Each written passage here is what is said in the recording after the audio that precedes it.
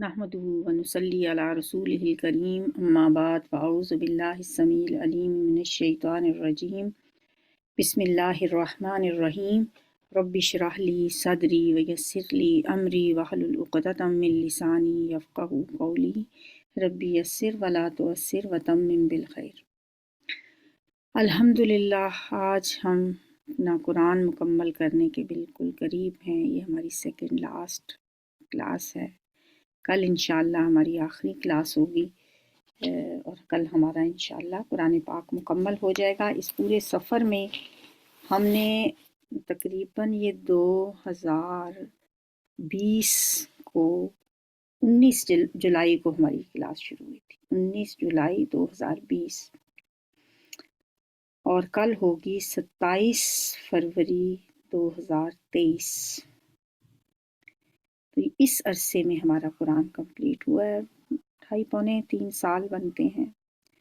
और टोटल जो हमारे लेसन हैं, अगर यूट्यूब पे आप हमारे चैनल पे जाके देखें तो वहाँ पे आपको मिलेंगी 637, आज 636 वीडियोस होंगी आज, और कल हमारा जो आखिरी लेसन होगा उसके बाद 637, जिनमें से 77 जो हैं वो रैंडम और हैं, जो मतलब कुरान के अलावा कभी हमने कोई वर्ड एनालिसिस पे, कभी हमने रीकैप पे वीडियोस अपलोड करते रहे हैं। लेकिन जो हमारी सिर्फ हमारी तर्जुमा और तफसीर की जो क्लास की हैं वो 560 लेसन बनते हैं, 560 लेसन हैं। अगर हम देख लें कि अगर कोई शख्स पूरा कुरान पढ़ना चाहे और डेली वो एक लेसन करे तो 560 दिनों में वो कुरान मुकम्मल कर सकता है।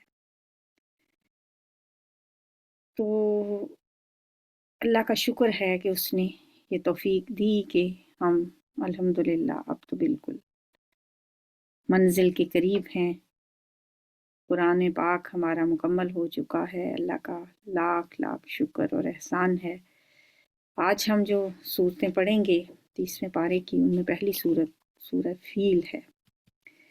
सूरह फील और फिर इसके बाद की जो सूरतें हैं उनमें से अक्सर का ताल्लुक़ हुज़ूर सल्लल्लाहु अलैहि वसल्लम की सीरत या आपके ज़माने के अरब माशरे के माहौल और हालात से है।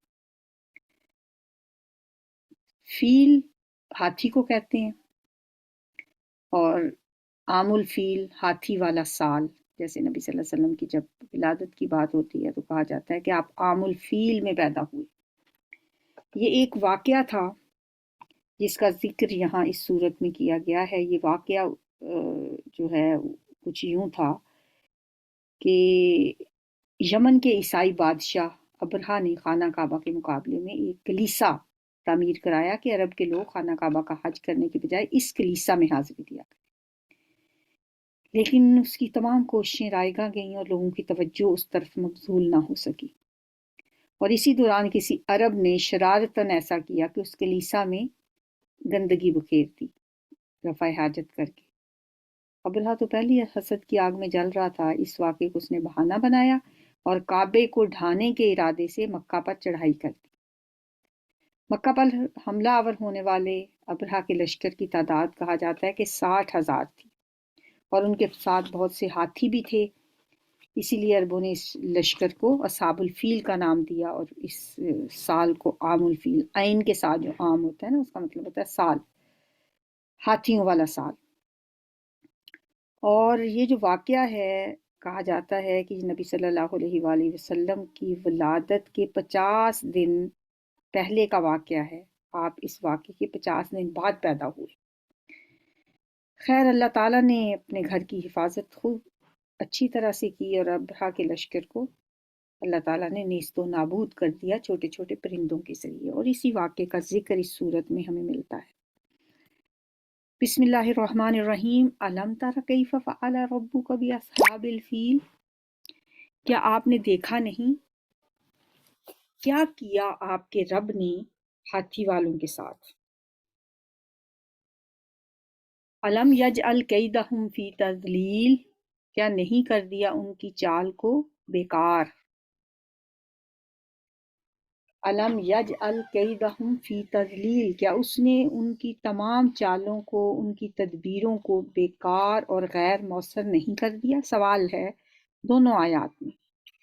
اے نبی صلی اللہ علیہ وآلہ وسلم، علم تر کیف فعل ربک باصحاب الفیل، آپ نے دیکھا نہیں کہ آپ نے رب نے ہاتھی والوں کے ساتھ کیا کیا؟ ابرہہ کی کہ اس لشکر کا انجام کیا ہوا جو خانہ کعبہ کو نعوذ باللہ تباہ کرنے کی ان کی نیت سے آیا تھا۔ اور اس کا مقصد ظاہر ہے یہ بھی تھا، ایک تو یہ تھا نا کہ وہ اس سے لوگوں کی توجہ ہٹانا چاہتا تھا، ایک اس کا مقصد یہ بھی تھا کہ عیسائیت کی تبلیغ کی جائے، عیسائیت کو پھیلایا جائے، اور پھر یہ بھی اس کے پس پردہ ایک اور مقصد بھی تھا کہ وہ اس تجارت پر قبضہ کرنا چاہتا تھا جو عربوں کے ذریعے ہوتی تھی۔ اللہ تعالیٰ نے اس کے ساتھ کیسا کیا، کیا ان کی چالوں کو اللہ نے بیکار نہیں کر دیا؟ وَأَرْسَلَ عَلَيْهِمْ طَيْرًا أَبَابِيلَ، وَأَرْسَلَ اور بھیجے علیہم ان پر طیرن پرندے، ابابیل جھنڈ کے جھنڈ، پرندوں کے لشکر بھیجے، پرندوں کے جھنڈ اڑتے ہوئے آئے، ترمیہم جو ان پر مارتے تھے، بحجارت کنکر کی، من سجیل کنکریاں، کنکر کی قسم کی کنکریاں یا پتھریاں کہہ لیں جو ان کے اوپر مارتے تھے، پھینکتے تھے۔ کنکریاں کھنگر کی کہہ لیں، یہ وہ سجیل دراصل نا لفظ فارسی کا جو لفظ ہوتا ہے نا سنگ گل، یہ اس سے نکلا ہے۔ سنگ گل کا مطلب ہوتا ہے مٹی کا پتھر، اور اس سے مراد وہ کنکریاں ہوتی ہیں جو ریتلی زمین پر جب ہلکی سی بارش برستی ہے اور پھر بعد میں مسلسل تیز دھوپ چمکتی ہے تو اس کی وجہ سے وہ کنکریاں بن جاتی ہیں۔ یعنی بارش کے ایک ایک قطرے کے ساتھ جو ریت ملی مٹی گیلی ہو جاتی ہے، وہ بعد میں مسلسل تیز دھوپ کی حرارت سے پک کر سخت کنکری بن جاتی ہے، اسے عربی میں سنگ گل کہتے ہیں۔ تو عربی میں گاف تو ہوتا نہیں، تو گاف کی جگہ پہ عربی میں جیم، گاف جیم سے بدل گئی، تو پھر یہ سنگ گل جو تھا یہ سجیل میں تبدیل ہو گیا۔ بحجارت من سجیل، تو وہ مارتے تھے ان پر کنکریاں کھنگر کی، یا کنکریاں مارتے تھے ان پر پتھریاں جو چھوٹے چھوٹے کنکر تھے پتھر کے بنے ہوئے۔ رما یرمی، رمین کا مطلب ہوتا ہے پھینکنا، مارنا، جیسے حج کے دوران شیطان کو جو کنکریاں ماری جاتی ہیں نا اسے بھی رمی جمرات کہا جاتا ہے، رمی کرنا یعنی وہ پتھر مارنا۔ ابرہا کے لشکر کو تباہ کرنے کے لیے اللہ کو کسی بہت بڑے لشکروں کی ضرورت نہ پڑی، بلکہ اس نے چھوٹے چھوٹے پرندوں کے جھنڈ بھیج دیے جو سمندر کی طرف سے امٹ پڑے تھے، اور چند لمحوں کی ان کی سنگ باری سے اس لشکر کا اس نے کلا کما کر دیا۔ ہر پرندہ 3 چھوٹی چھوٹی کنکریاں اٹھائے ہوئے تھا، ایک اپنی چونچ میں اور 2 اپنے پنجوں میں، اور جس شخص کے اوپر وہ کنکری لگتی تھی وہ ایک میزائل کا کام کرتی تھی۔ فَجَعَلَهُمْ كَعَصْفٍ مَأْكُولٍ، پھر اس نے کر دیا ان کو کھائے ہوئے بھس کی طرح۔ کَعَصْفٍ، عصف کہتے ہیں اس چارے کو جو جانور کھاتے ہیں، کھایا ہوا بھس، یعنی اس پورے لشکر کی حالت اس چارے یا اس بھس کی طرح ہو گئی جسے جانوروں نے کھا کر چھوڑ دیا ہو۔ بسم اللہ الرحمن الرحیم، سورہ قریش۔ لِإِیلَافِ قریش، قریش کو الفت دلانے کے لیے۔ ایلافہم، ایلاف جو ہے الف یألف، الفن سے مانوس کرنا، خوگر بنانا، اردو میں الفت کا لفظ بھی اسی سے ہوتا ہے۔ ایک دعا بھی ہے، اللہم الف بین قلوبنا، الفت ڈال دے ہمارے دلوں میں۔ تو یہاں پہ مانوس کرنا مطلب ہے اس کا، قریش کو الفت دلانے کے لیے یا قریش کے مانوس رکھنے کی وجہ سے۔ ایلافہم رحلت الشتاء والصیف، ان کو مانوس رکھنے کی وجہ سے، رحلت الشتاء والصیف، شتاء اور صیف سردی اور گرمی، شتاء مین سردی اور صیف مین گرمی، سردی اور گرمی کے سفر پر ان کو الفت دلانے کے لیے، یعنی سردیوں اور گرمیوں کے سفر سے ان کو مانوس رکھنے کی وجہ سے، یعنی اللہ تعالیٰ نے قریش کے دلوں میں سردی اور گرمی کے تجارتی سفروں کی الفت پیدا کر دی تھی، محبت پیدا کر دی تھی، ان کو ان سفروں سے مانوس کر دیا تھا۔ یہ جو پہلی دو آیات ہیں نا سورہ قریش کی، ان میں قریش کی اس اجارہ داری کی طرف اشارہ ہے جو حضور صلی اللہ علیہ وسلم کی پیدائش سے پہلے انہیں اس تجارت پر ایک اجارہ داری حاصل تھی، مشرق اور مغرب کی ہر طرف جو تجارت تھی اس پہ ان کو اجارہ داری حاصل تھی۔ اس زمانے میں مشرق کے بعید کے ممالک سے، مثلا ہندوستان وغیرہ کی طرف سے، چین کی طرف سے بحر ہند کے راستے جو سامان تجارت آتا تھا وہ یمن کے ساحل پہ آ کے اترتا تھا، اور دوسری طرف یورپ سے جو جہاز آتے تھے وہ شام اور فلسطین کے ساحل پہ اترتے تھے۔ پھر اب وہ جو سامان تجارت ایک طرف شام میں ہوتا اور دوسری طرف یمن میں ہوتا، پھر ان دونوں کے لیے ایک شاہراہ تھی، ایک خشکی کا راستہ استعمال ہوتا تھا یمن سے سامان تجارت کو شام پہنچانے کے لیے اور شام سے یمن پہنچانے کے لیے۔ یمن اور شام کے درمیان اس راستے کی حیثیت اس زمانے میں ایک بین الاقوامی تجارتی شاہراہ کی تھی۔ حضور صلی اللہ علیہ وسلم کی ولادت سے تقریباً 150-200 سال پہلے تک تو اس تجارتی شاہراہ پر قوم سبا کی اجارہ داری تھی، لیکن پھر جب ایک بہت بڑا سیلاب آیا اور اس سیلاب کی وجہ سے اس قوم کا تو شراسہ بکھر گیا، اس کے بعد یہ شاہراہ جو تھی وہ مکمل طور پہ قریش مکہ کے قبضے میں آ گئی۔ اب قریش مکہ چونکہ کعبہ کے متولی تھے، اس لیے پورے عرب میں انہیں جو عزت اور جو عقیدت کی نگاہ سے دیکھا جاتا تھا وہ اپنی مثال آپ تھا۔ جہاں کوئی بھی تجارتی قافلہ لٹیروں اور ڈاکیوں کے ہاتھوں، جو بھی تجارتی قافلے ہوتے تھے لٹیروں اور ڈاکوؤں کے ہاتھوں وہ بچ کے آ نہیں پاتے تھے، لیکن قریش کے قافلوں کو پورے عرب میں کسی کی جرت نہیں ہوتی تھی کہ کوئی میلی نگاہ سے دیکھ سکے۔ جس قافلے پہ قریش کا یا ان کا مطلب جھنڈا لگا ہوتا تھا، نصب ہوتا تھا، اس کی طرف کوئی آنکھ اٹھا کے بھی نہیں دیکھتا تھا۔ اس کی وجہ کیا تھی کہ عرب کے تمام قبائل نے اپنے اپنے بت خانہ کعبہ میں نصب کر رکھے تھے۔ ہر قبیلے کا خدا جو تھا قریش کی مہربانی سے ہی خانہ کعبہ میں قیام پذیر تھا، کیونکہ یوں کہنا چاہیے کہ قریش کے پاس یہ سارے لوگ جو تھے انہوں نے اپنے بت رکھنے کی وجہ سے قریش کی وہ بڑی عزت کرتے تھے، بڑا احترام کرتے تھے، اس لیے عرب کا کوئی قبیلہ بھی ان کے قافلوں پر ہاتھ ڈالنے کی جرت نہیں کر سکتا تھا۔ قریش کے قافلے سارا سال بلا خوف و خطر یمن سے شام اور شام سے یمن کے راستے پر رواں رہتے تھے۔ گرمیوں کے موسم میں وہ لوگ شام کے سرد علاقوں کی طرف جاتے، جبکہ سردیوں میں یمن کے گرم علاقے کا سفر کرتے تھے۔ اب اس آیت میں ان کے اسی تجارتی سفر کا ذکر۔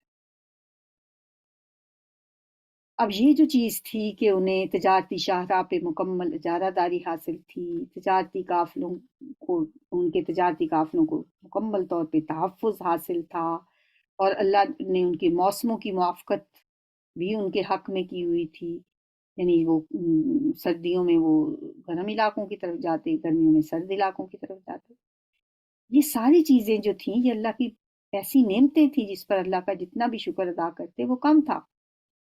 اس لیے اللہ تعالیٰ نے ان نعمتوں کا ذکر کرنے کے بعد ان سے کہا ہے فَلْيَعْبُدُوا رَبَّ هَٰذَا الْبَيْتِ، تو چاہیے کہ وہ عبادت کریں اس گھر کے رب کی، جس رب نے ان کو یہ نعمتیں عطا کی ہیں۔ اب انہیں کیا چاہیے؟ فَلْيَعْبُدُوا رَبَّ هَٰذَا الْبَيْتِ، تو جس گھر کی وجہ سے انہیں یہ عزت اور قدر و منزلت ملی ہے، اب ان کو بھی چاہیے نا کہ وہ اس گھر کے رب کی عبادت کریں۔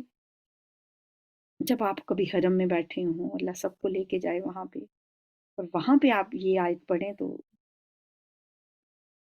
کیا ہی کہنے، رب کا گھر آپ کے سامنے ہو اور پھر آپ یہ اللہ کی کلام سے یہ آیتیں پڑھ رہے ہوں، فَلْيَعْبُدُوا رَبَّ هَٰذَا الْبَيْتِ، یہ گھر، یہ جو میرے سامنے ہے، چاہیے کہ عبادت کریں اس گھر کے رب کی۔ کون سا رب؟ جس رب نے انہیں بے شمار نعمتوں سے نوازا ہے۔ یہ گھر تو حضرت ابراہیم علیہ السلام نے بنایا تھا، اور گھر بناتے وقت اور اپنی اولاد کو اس گھر کے پہلو میں بساتے وقت انہوں نے جو الفاظ کہے تھے، لِيُقِيمُوا الصَّلَاةَ، تاکہ وہ اللہ کی بندگی کے طور پر نماز قائم کریں۔ اب چاہیے تو یہ تھا کہ جس کعبہ کی قولیت کی وجہ سے انہیں خوشحالی اور عزت ملی تھی، وہ اس گھر کے مالک کو پہچانتے اور اس کا حق ادا کرتے، لیکن انہوں نے اللہ کے اس گھر کو بتوں سے بھر دیا، اسے بت خانہ بنا دیا، دنیا کے سب سے بڑے بت کدے میں تبدیل کر دیا اور اس کے مالک کو فراموش کر دیا۔ وہ مالک کہ جس نے الذی اطعمہم من جوع، جس نے کھانا دیا انہیں بھوک سے، یعنی بھوک کے وقت میں بھوک سے بچا کر انہیں کھانا دیا، اطعمہ طعام کھانے کو کہتے ہیں، وآمنہم من خوف، اور امن دیا انہیں خوف سے بچا کر۔ مکہ میں یہ دونوں چیزیں آپ کو آج بھی ملیں گی، خوف سے امن اور بھوک میں کھانا۔ وہاں کوئی بھوکا نہیں رہتا اور وہاں کوئی خوف میں بھی نہیں ہوتا۔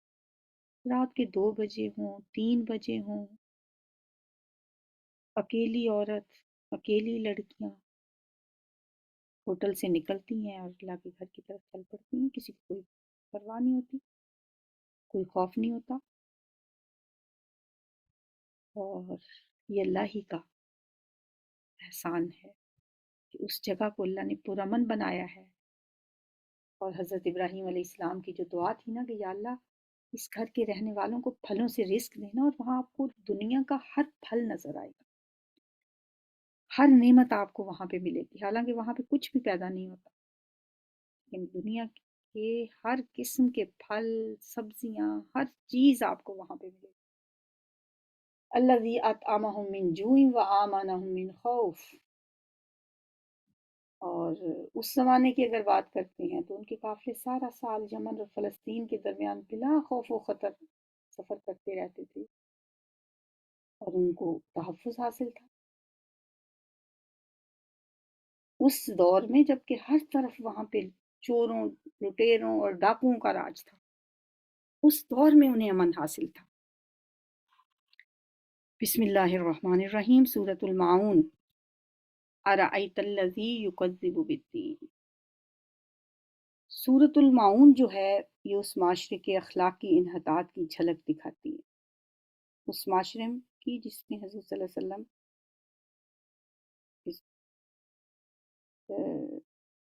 آپ رسول بن کے آئے۔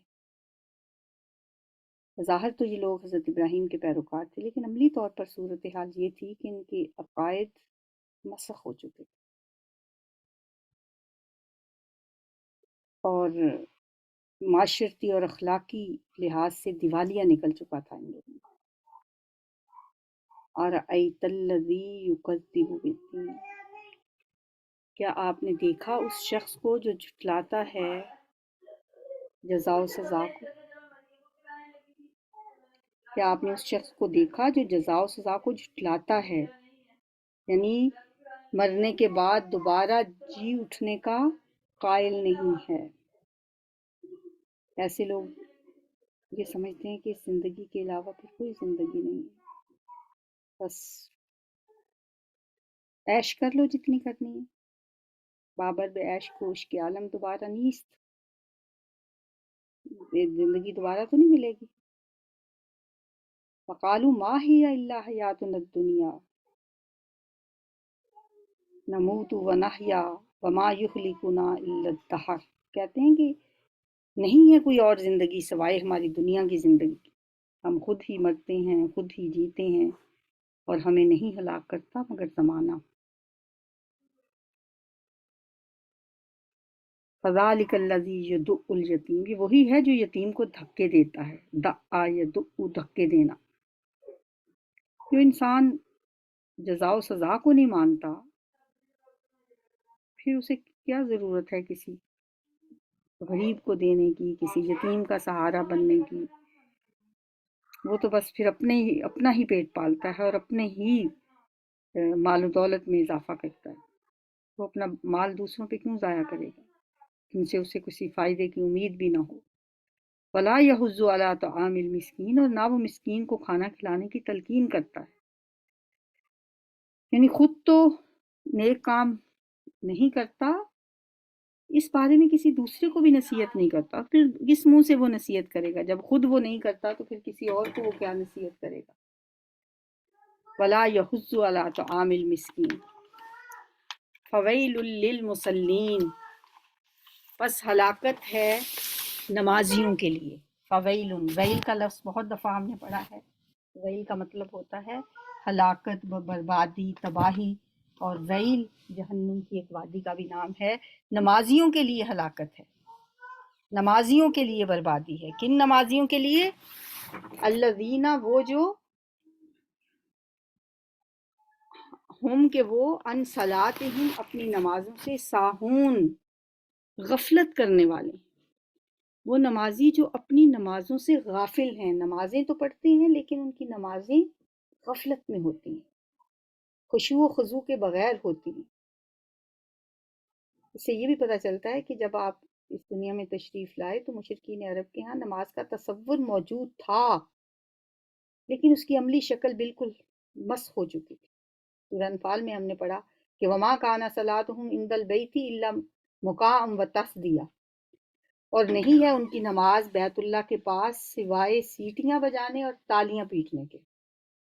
ظاہر ہے جو لوگ برہنہ ہو کر خانہ کعبہ کا طواف کرتے تھے اور اس طواف کو سب سے اعلیٰ طواف سمجھتے تھے، ان کے لیے تو نماز میں سیٹیاں بجانا اور تالیاں پیٹنا بھی ایک مقدس عمل ہوگا، وہ تو اسے بھی حصول ثواب کا ذریعہ سمجھتے ہوں گے۔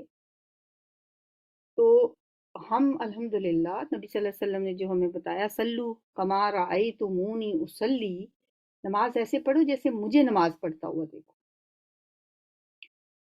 تو نماز تو ہم الحمدللہ ابھی اسی طریقے سے پڑھتے ہیں، وہ طریقہ ابھی بھی ہمارے ہاں ویسے ہی ہے جیسے آپ نے ہمیں سکھایا تھا، لیکن نمازوں میں خشوع اٹھ گیا۔ اور ایک روایت سے ہمیں یہ بھی پتہ چلتا ہے کہ قیامت کے نزدیک سب سے پہلے جو چیز اٹھا لی جائے گی نا، وہ خشوع ہوگا۔ اور شاید یہ وہی وجہ ہے کہ نمازوں میں اب نہ خشوع ہے نہ خضوع ہے، رہ گئی رسم اذاں، روح بلالی نہ رہی، فلسفہ رہ گیا، تلقین غزالی نہ رہی۔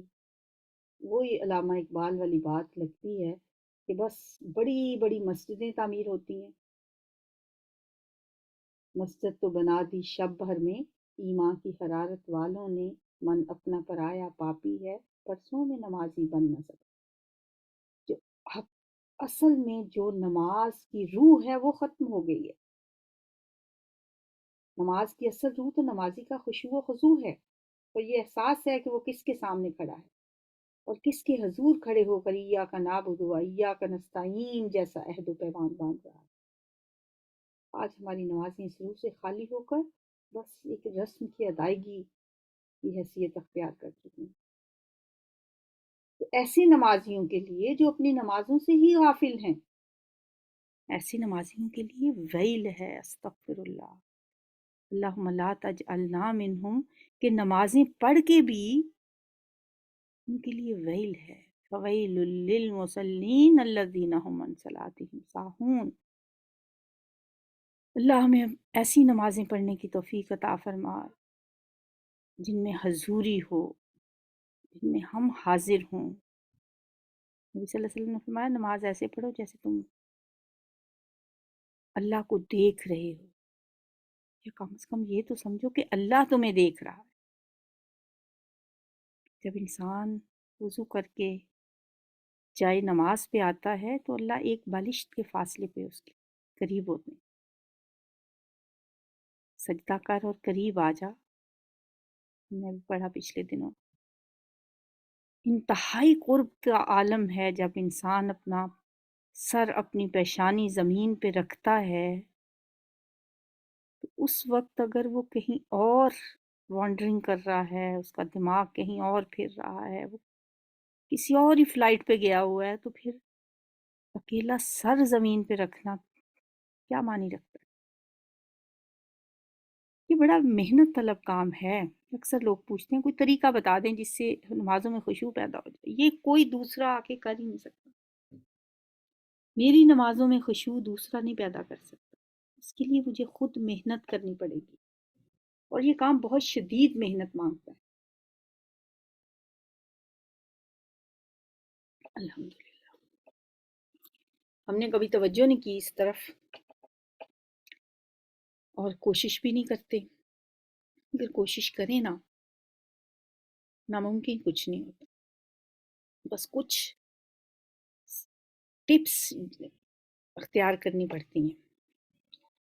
اچھا، یہ ساری ٹپس جو ہیں نا، یہ اکثر اس پہ ڈسکشن ہوتی رہتی ہے۔ جس ایک بات کو میں نے بہت افیکٹو پایا ہے نا، وہ ہے تھوڑی سی اونچی آواز کے ساتھ پڑھنا۔ آپ بھی آزما کے دیکھ لیں۔ نماز پڑھتے ہوئے ایک تو آپ اس جگہ کا انتخاب کریں جہاں پہ شور شرابہ نہ ہو، کوئی آپ کو ڈسٹرب نہ کر رہا۔ اس کے لیے کارنر ضرور گھر میں ایسا بنا لیں، گھر کا کوئی بھی کونا۔ کمرہ بنانے کی تو ہمارے ہاں رواج ہی نہیں ہے۔ ہم نے ٹی وی کے لیے بھی ٹی وی لاؤنج بنا لیے، ہم نے کھانے کے لیے بھی ڈائننگ روم بنا لیے، ہم نے پکانے کے لیے بھی کچن بنا لیے، مہمانوں کے لیے بھی گیسٹ روم بنا لیے، ہر چیز بنا لی۔ گاڑیوں کے لیے گراج بن گئے، بچوں کے لیے اسٹڈی روم بن گئے۔ لیکن نماز کے لیے جو کام ہم نے ہر روز دن میں 5 بار کرنا ہے، اس کے لیے ہم کمرہ نہیں بناتے۔ چلیں خیر، وہ تو ہر انسان کے اختیار میں بھی نہیں ہوتا۔ یہ ہمارے اختیار میں ضرور ہے کہ ہم ایک کارنر بنا لیں۔ میں نے پچھلے دنوں ایک کام کیا، کچھ مہینوں پہلے سے۔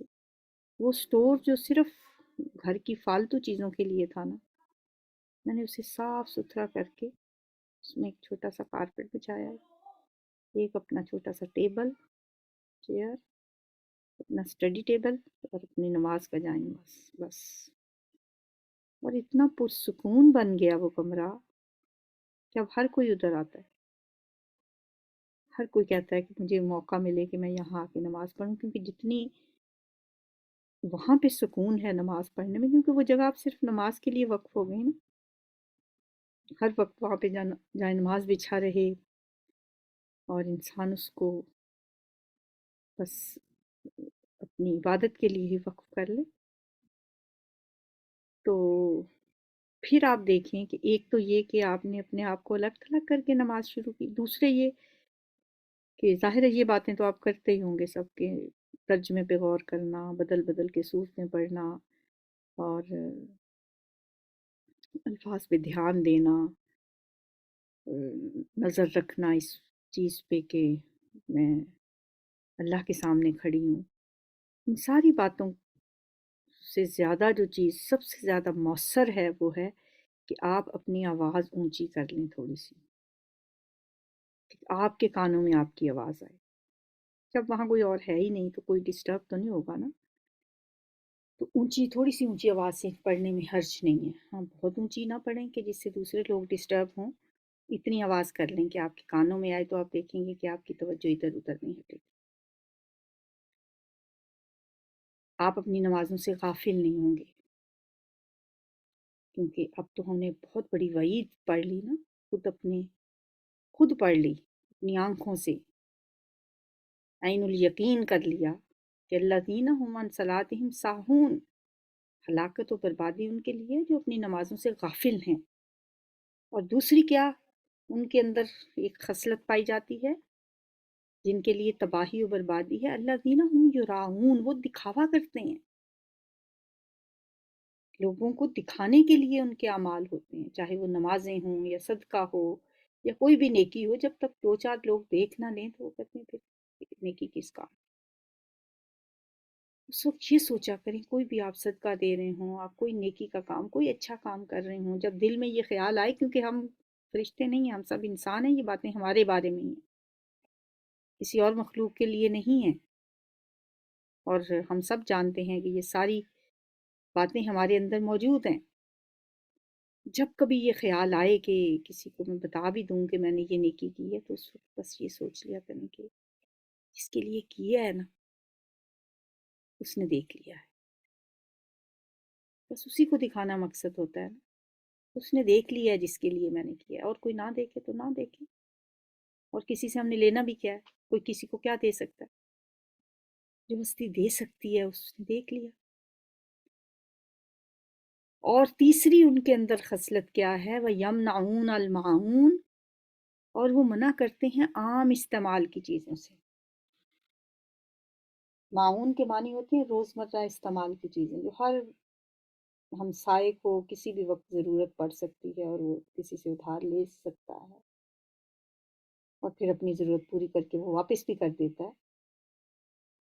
یہ جو لوگ ہیں نا جن کے لیے ویل کا لفظ آیا ہے، کہ ایسے لوگوں کے لیے ویل ہے، ہلاکت ہے، ان کی اخلاقی پستی کا یہ عالم ہے کہ وہ اپنے پاس سے ایک چھوٹی سی چیز بھی کسی کو دینا پسند نہیں کرتے، معمولی عام استعمال کی چیزیں بھی کسی کو نہیں دیتے، اتنے ان کے بخل ہے ان کے دلوں میں۔ سورۃ الکوثر، بسم اللہ الرحمن الرحیم۔ سورۃ الکوثر جو ہے، اور سورہ کوثر اور اس سے پہلے کی جو ہم نے 3 صورتیں پڑھی، یہ بڑی گہری مناسبت ہے ان کے اندر۔ پہلی تینوں صورتیں، سورہ فیل، سورہ قریش اور سورہ ماعون، ان میں حضور کی بعثت سے پہلے کے ماحول کا تاریخی، اقتصادی اور اخلاقی ماحول دکھایا گیا ہے، جبکہ سورۃ الکوثر میں آپ صلی اللہ علیہ وسلم کی بعثت کا ذکر ہے۔ گویا یہ تینوں صورتوں کی حیثیت جو ہے، جو پچھلی گزری ہیں، ایک طرح سے وہ سورۃ الکوثر کی تمہید جیسی ہیں۔ سورہ فیل میں اس دور کے ایک بڑے تاریخی واقعے کا ذکر ہے، پھر سورہ قریش میں قریش مکہ کی اقتصادی حالت کا حوالہ ہے کہ انہیں جو خوشحالی اور امن و امان حاصل ہے وہ صرف اور صرف بیت اللہ کی وجہ سے، جبکہ سورۃ الماعون میں اس معاشرے کی اخلاقی پستی کی نشاندہی کی ہے۔ اب سورۃ الکوثر میں حضور صلی اللہ علیہ وآلہ وسلم کا تذکرہ کیا جا رہا ہے۔ انا آتیناک الکوثر، بے شک ہم نے عطا کی ہے آپ کو کوثر۔ لوگ نام رکھتے ہیں لڑکیوں کا کوثر، کثرت سے ماخوذ ہے یہ لفظ، مبالغے کا صیغہ ہے۔ اس کا معنی ہے کسی چیز کا اتنا کثیر ہونا کہ اس کا اندازہ نہ لگایا جا سکے، لہٰذا اس کا ترجمہ کیا جاتا ہے خیر کثیر۔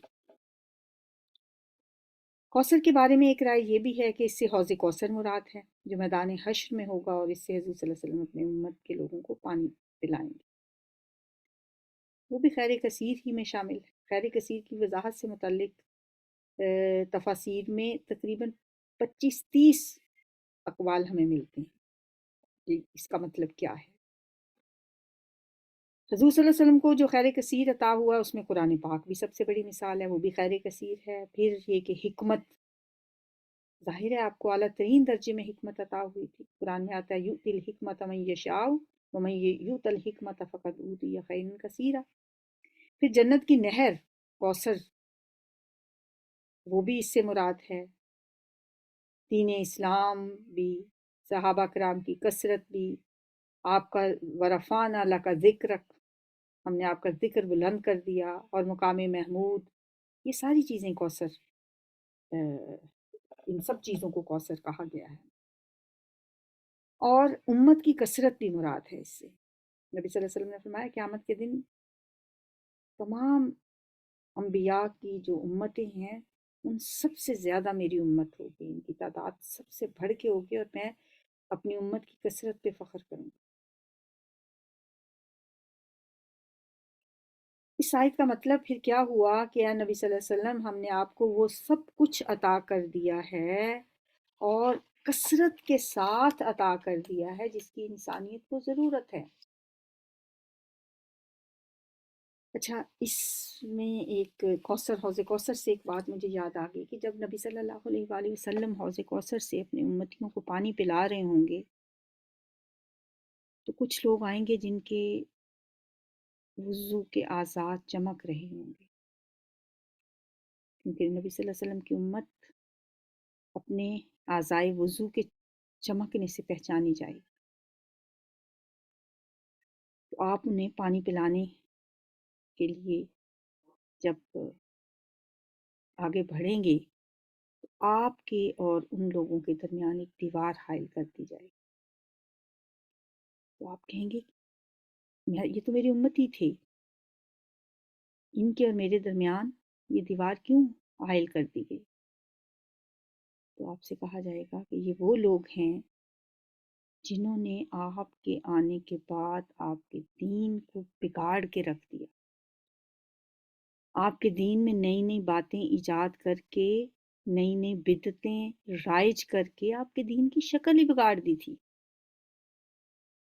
تو آپ فرمائیں گے سحقن سحقن لمن غیرہ، غیرہ کا مطلب ہے کہ تبدیلی کر دی، سحقن دور ہو جاؤ، دفع ہو جاؤ، اس وجہ سے لمن غیرہ کہ تم لوگوں نے میرے بعد میرے دین کو بگاڑ دیا تھا۔ تو یعنی کرنے بدعتیں رائج جو لوگ کرتے ہیں وہ قیامت کے دن نبی صلی اللہ علیہ وآلہ وسلم کے حوض کوثر سے پانی پینے سے محروم کر دیے جائیں گے۔ فصلی لربک وانحر، اس نعمت کے ملنے پر اب آپ کیا کریں؟ آپ نماز پڑھیں لربک، اپنے رب کے لیے، فصلی لربک، بس آپ اپنے رب کے لیے نماز پڑھا کیجئے، وانحر اور قربانی کیجئے۔ نہر کے لغوی معنی ہے اونٹ ذبح کرنا۔ اب اس آیت میں جن دو احکام کا ذکر ہے، نماز پڑھیں اور قربانی کریں، یہ دونوں کام عید الاضحیٰ کے دن کیے جاتے ہیں۔ یعنی عید الاضحیٰ کے دن پہلے مسلمان نماز پڑھتے ہیں اور پھر جانور قربان کرتے ہیں۔ فصلی لربک وانحر، یعنی اس نعمت کے ملنے پر، خوشی کے موقع پر کیا کرنا چاہیے؟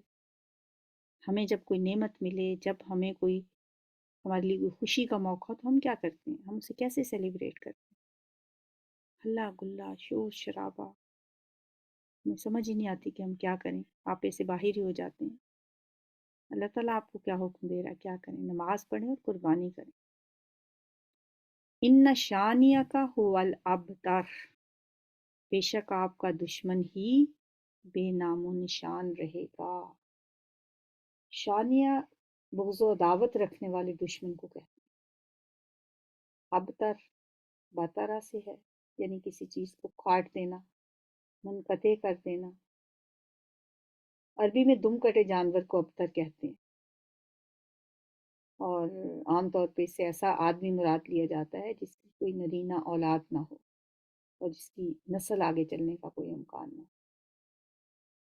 مشرکین مکہ نعوذ باللہ نبی صلی اللہ علیہ وسلم کے لیے یہ لفظ استعمال کرتے تھے، اس کا جواب دیا گیا ہے اس آیت۔ حضرت خدیجہ الکبریٰ کے بدن سے حضرت صلی اللہ علیہ وسلم کی یہ اولاد پیدا ہوئی، قاسم، پھر زینب، پھر عبداللہ، پھر ام کلثوم، پھر فاطمہ، پھر رقیہ رضی اللہ تعالی عنہم اجمعین۔ پہلے قاسم کا انتقال ہوا، پھر عبداللہ کا، اور عبداللہ ہی کا لقب تھا طیب اور طاہر۔ جب آپ کے بیٹوں کے نام آتے ہیں نا، بعض اوقات سمجھ نہیں آتی کہ قاسم بھی آپ کے بیٹے تھے، عبداللہ بھی آپ کے بیٹے تھے، ایک طیب ہیں، ایک طاہر ہیں، کتنے بیٹے ہیں آپ کے؟ قاسم اور عبداللہ، یہ دو بیٹے حضرت خدیجہ سے تھے، اور عبداللہ کا لقب ہی طیب اور طاہر بھی تھا۔ یہ دونوں فوت ہو گئے، اس پر مشرکین نے بڑی خوشیاں منائی کہ اب تو آپ کے دونوں بیٹے فوت ہو گئے اور باقی اولاد میں آپ کی صرف بیٹیاں ہی بیٹیاں، لہٰذا آپ جو کچھ بھی ہیں بس اپنی زندگی تک ہی ہیں، آپ کے بعد نہ تو آپ کی نسل چلے گی اور نہ ہی کوئی آپ کا نام لیوا ہوگا دنیا میں۔ تو اللہ تعالیٰ فرما رہے ہیں کہ اے نبی، آپ کا نام اور ذکر تو ہم نے بلند کر دیا ہے، آپ کے نام لیوا تو اربوں کی تعداد میں، کھربوں کی تعداد میں ہوں گے، البتہ آپ کے یہ دشمن یہ واقعی ابتر ہوں گے، جن کا کوئی نام لینے والا نہیں ہوگا، ابتر۔ اچھا، ابتر کا لفظ اگر آپ کو بھولے نا تو پنجابی کا بھی ایک لفظ ہوتا ہے اس سے ملتا جلتا اسی مفہوم میں، اوترا، اس میں بھی با ڈال دیں تو ابترا بن جائے گا، تو اوترا بھی کہتے ہیں اسی کو جس کی کوئی نرینہ اولاد نہ ہو۔ ان شانیہ کا هو الابتر، ہو سکتا ہے یہ ابتر ہی کی بگڑی ہوئی شکل ہو۔ بے شک آپ کا دشمن ہی نام و نشان رہے گا، آپ کا نام تو پوری دنیا میں رہتی دنیا تک قیامت تک سر بلند رہے گا۔ ورفعنا لک ذکرک، ہم نے آپ کا ذکر بلند کر دیا ہے۔ ہر وقت ہر جگہ سے اذان کی صدائیں بلند ہوتی ہیں جس میں اشہد ان محمد الرسول اللہ آواز بلند ہوتی ہے۔ ہر وقت مسلمان درود شریف پڑھتے ہیں، ہر نماز میں آپ پہ درود بھیجا جاتا ہے۔ سورۃ الکافرون، سورۃ الکافرون حضور صلی اللہ علیہ وسلم کا ان لوگوں سے اعلان برات ہے جن پر ہر لحاظ سے حق واضح ہو چکا تھا، اور اس اتمام حجت کے باوجود بھی وہ آپ کو جھٹلاتے تھے۔ ہر رسول کے ساتھ ایسا ہی ہوتا رہا۔ ایسا یہ جو اعلان ہوتا ہے نا، وہ ناصحانہ انداز نہیں ہوتا بلکہ جارحانہ ہوتا ہے۔ یہ صورت مکہ کے اس دور میں نازل ہوئی جب قریش مکہ وقتاً فوقتاً آپ کے پاس مصالحت کی غرض سے مختلف تجویزیں لے کر آتے رہے تاکہ آپ ان میں سے کسی ایک کو مان لیں اور وہ جھگڑا ہی ختم ہو جائے جو آپ کے اور ان کے درمیان پیدا ہو چکا تھا۔ اس پر یہ صورت نازل ہوئی، پھر کفار مکہ کی ساری امیدیں خاک میں گئی۔ قل یا ایھا الکافرون، بسم اللہ الرحمن الرحیم، قل یا ایھا الکافرون، آپ کہہ دیجئے اے کافرو، لا اعبد ما تعبدون، نہیں میں عبادت کرتا جس کی تم عبادت کرتے ہو۔ یہ انداز ایسا ہے کہ لا تعلق ہونے والا انداز ہے، علیحدہ ہونے کا انداز ہے، کیونکہ ایک دائی جو ہوتا ہے، جو دائیانہ طرز تخاطب ہوتا ہے وہ اور طرح کا ہوتا ہے۔ ایک دائی تو بات کرتا ہے یا ایھا الناس کہہ کے، اے لوگو، اے اللہ کے بندو میری بات سنو۔ اس انداز سے ہی پتہ چل گیا کہ اب میری تمام کوششیں جو ہیں، جو میں نے تم لوگوں کو کفر سے ہٹانے کے لیے اور دین اسلام کی طرف لانے کے لیے کی ہیں، تم نے ان سب کا جواب جس طرح سے دیا ہے، کفر و انکار پر ڈٹے رہنے کا فیصلہ جو تم نے کیا ہے، تو تمہارا یہ فیصلہ اور تمہارا یہ طرز عمل اب اسی چیز کا متقاضی ہے کہ تمہیں معلوم ہونا چاہیے کہ اس کے بعد اب میری اور تمہاری راہیں الگ ہو چکی۔ یا ایھا الکافرون، اے کافرو، لا اعبد ما تعبدون، میں ہرگز نہیں عبادت کرتا اس کی جن کی تم عبادت کرتے، ولا انتم عابدون ما اعبد، اور نہ تم عبادت کرنے والے ہو اس کی جس کی میں عبادت کرتا ہوں۔ اس آیت میں ان کے تمام معبودوں کی نفی کر دی گئی۔ وہ لوگ اللہ کی عبادت تو کرتے تھے لیکن ساتھ ہی ساتھ اپنے دیوی دیوتاؤں کو بھی پوجتے تھے۔ اب ان پہ واضح کیا جا رہا ہے کہ جس طرح میں خالص اللہ کی عبادت کرتا ہوں، اسی طرح تم لوگ بھی صرف اور صرف اس کی پوجا نہیں کرتے ہو، بلکہ تم نے اس کے ساتھ لات منات حبل عزا بھی بنا رکھے ہیں۔ تم اللہ کے ساتھ، ٹھیک ہے تم اللہ کی بھی عبادت کرتے ہو، لیکن اللہ کے ساتھ تم نے جو دیوی دیوتیاں بنا رکھی ہیں، یہ تمہارا انداز خود ساختہ معبودوں کی پوجا کرنا، یہ قابل قبول نہیں ہے،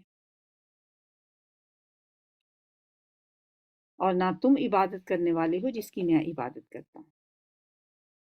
ولا انا عابدم ما عبدتم، اور نہ ہی میں آئندہ کبھی پوجنے والا ہوں ان کو جن کی تم پوجا کر رہے ہو، پہلے بھی اور آئندہ بھی میں اس کی عبادت نہیں کرنے والا، ما عبدتم، جس کی تم نے عبادت کی ہے۔ वला अंतुम आबिदून, और ना तुम इबादत करने वाले हो उसकी, मा आबुद, जिसकी मैं इबादत करता हूँ। अब इन आयात में वजाहत तकरार नजर आती है, लेकिन दरअसल इस अंदाज़े बयान में माजी, हाल और मुस्तकबिल का अहाता किया गया। यानी ना मैंने ज़माने माजी में कभी तुम्हारे माबूदों की पूजा की, और ना आइंदा कभी तुम मुझसे इसकी तवक्को रखना।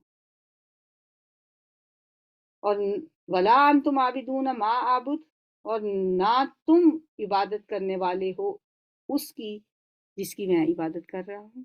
लकुम दीनुकुम वलिय दीन, तुम्हारे लिए तुम्हारा दीन और मेरे लिए मेरा दीन।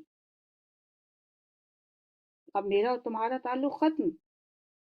तुम लोग जिस रास्ते पे जा रहे हो तुम्हें वो रास्ता मुबारक, तुम अपने हाल में मस्त रहो और मुझे अपने दीन पे साबित कदम रहने दो।